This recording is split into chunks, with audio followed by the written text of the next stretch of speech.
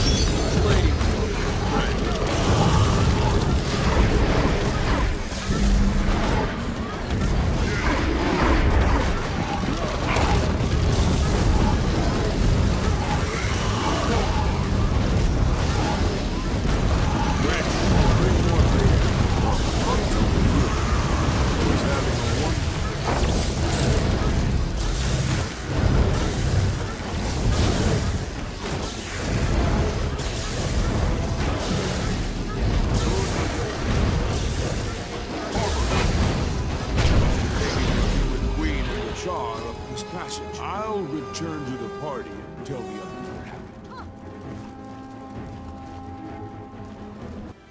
I'm bleeding.